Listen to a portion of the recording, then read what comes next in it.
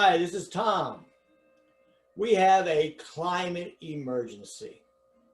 We all know the West Coast is burning. We also know that the Arctic ice is melting. Glaciers all over the world are melting. We have a climate emergency. We also know one of the things that we can do to mitigate the damage that's already causing this climate emergency is to ban fracking.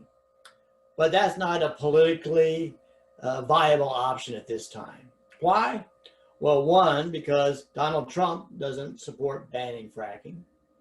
Two, Joe Biden doesn't support banning fracking.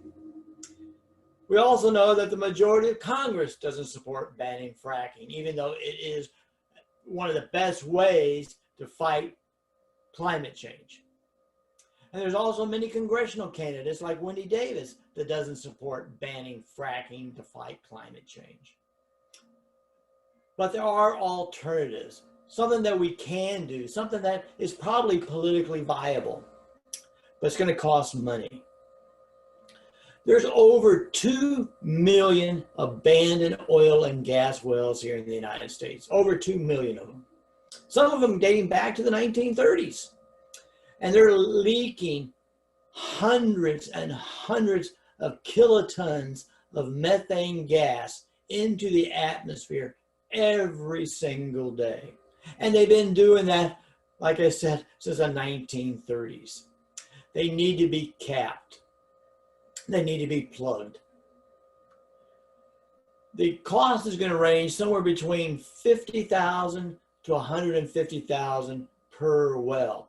And you times that by the 2 million wells out there, we're talking close to $600 billion. But it needs to be done, and it needs to be done immediately.